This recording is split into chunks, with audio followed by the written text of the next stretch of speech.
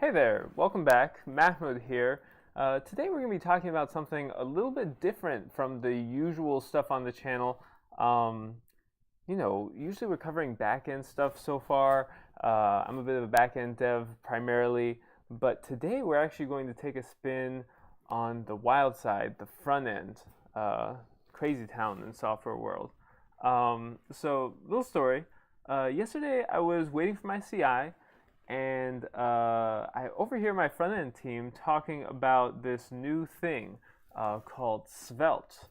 That's Svelte. And, the front end team, they're always talking about something new, right? And there's nothing new with them talking about new stuff. It's flavor of the week, right? But this is probably just an overblown fad, but, for some reason my CI was being really slow or something, and I sort of listened in, and so I pulled it up on my browser, and I take a look, and, it looks a little like Vue, but something's different. Maybe it's the Ramadan, but whatever. I mean, I just had this gut feeling that something was different with this framework, so I decided to take a little bit of a closer look. And sure enough, it's got a compiler, right? The compiler component is always a promising thing, exciting thing for me. It doesn't have a virtual DOM, and hey, it's got an interactive sandbox tutorial. So let's give it a spin, I say. So here it is, svelte.dev. Sort of a funny name. I mean, for those who don't know, svelte basically means something that's sort of like skinny or lithe or, sort of lightweight. But yeah, as it says here, Svelte is a radical new approach to building user interfaces. Whereas traditional frameworks like React and Vue do the bulk of the work in the browser, Svelte shifts that work into a compile step that happens when you build your app. Now, I'm going to ruin the ending right here for you, right? What it actually does in this compile step is write vanilla JavaScript that looks an awful lot like the vanilla JavaScript that I myself would write to sort of update the DOM.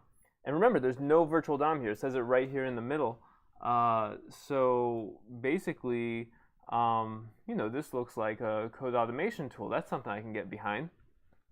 So yeah, I mentioned there's like sort of this interactive tutorial. So if you hit Learn Svelte, it takes you to this page here, which is actually really well done. I haven't seen a tutorial done nearly as well as this. So big kudos to the Svelte developers here.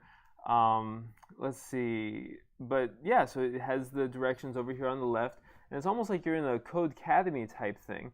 You got the hello world here. Go ahead and like capitalize that, and you see auto updates below. And what it's doing there is it's actually like compiling and running the stuff below, which is pretty common in the JavaScript world, right? JS fiddles, etc.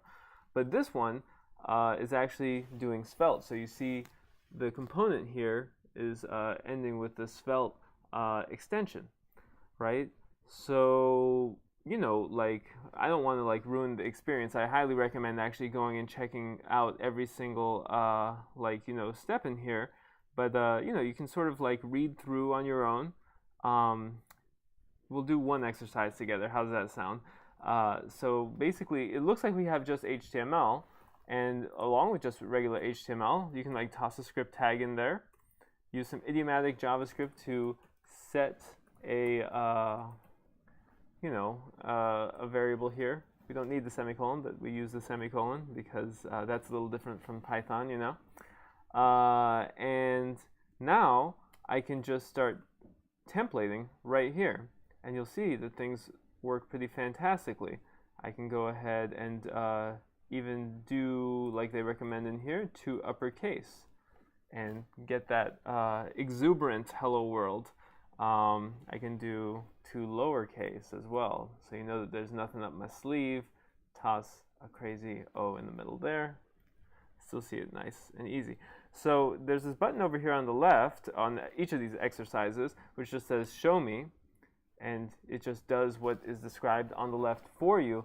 But of course, if you want to learn anything, you got to learn it the hard way, they say, and so manually typing it in is a great way to do so in each of these exercises.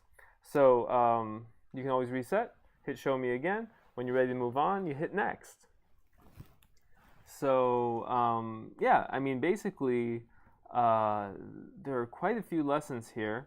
I've made my way all the way up to lifecycle and stores.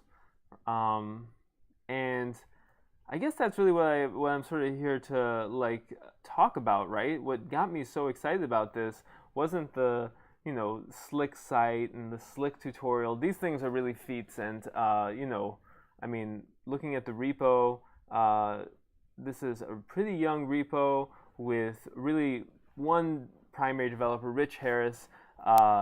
Huge kudos to the primary author, Rich, and also his community for developing such an amazing site.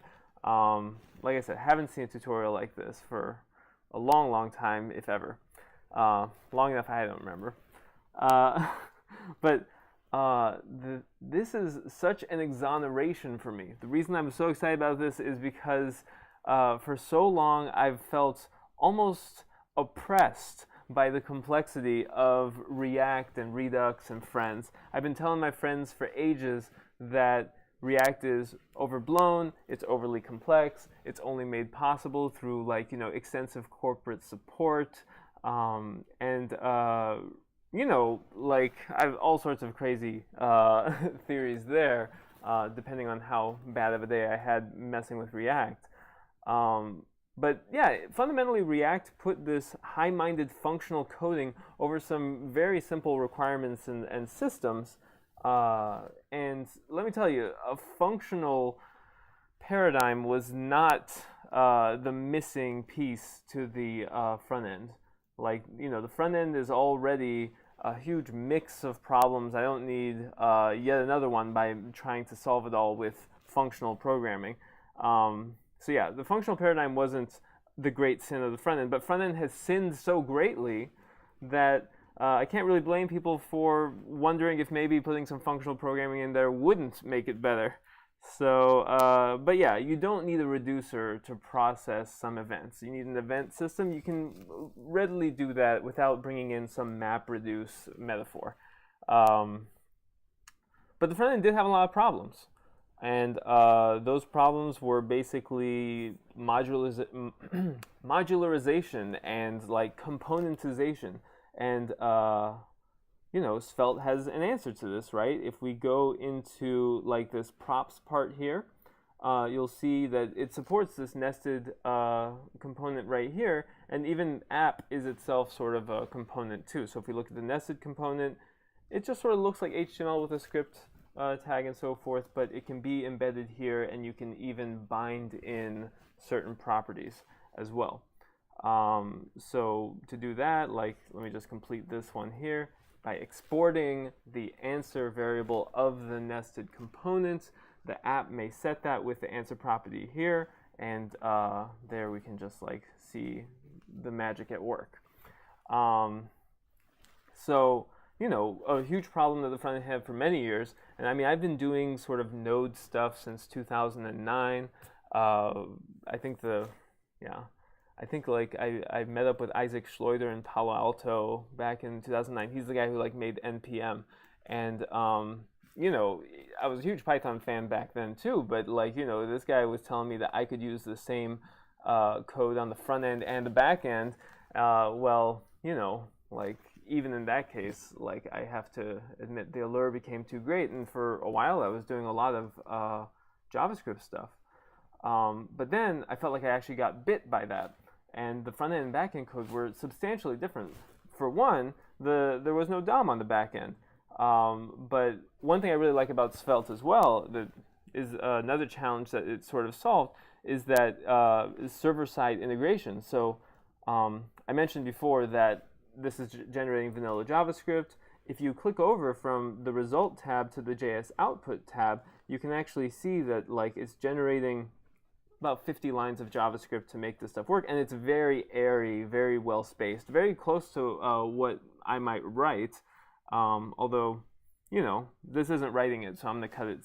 Sorry, I'm not writing it, so I'm gonna cut it some extra slack. I could probably do this in way fewer lines, of course. But if you look down even further, there are all these compiler options, and you see that there's a DOM option, which is what we're going to use on the front end here, but there's also the SSR option, and this is the server-side rendered approach. So Svelte has an answer to server-side rendering, and maybe we get actually much closer to being able to use one unified like code base for both the front end and the back end. Another major challenge that we've been facing on the front end is sort of like basically one-way and two-way binding. That is all over the place in Svelte. Like, I mean, it's done exceedingly well, and it's just built. When I say all over the place, I mean like it's threaded into it. It is made of that. You know, the reactivity is a first-class feature, and if we see here, right, like you know, in this example, we have an on click, and what the click does is it just sort of increments this counter inside of our button. This is a two-way binding between this JavaScript variable and the DOM.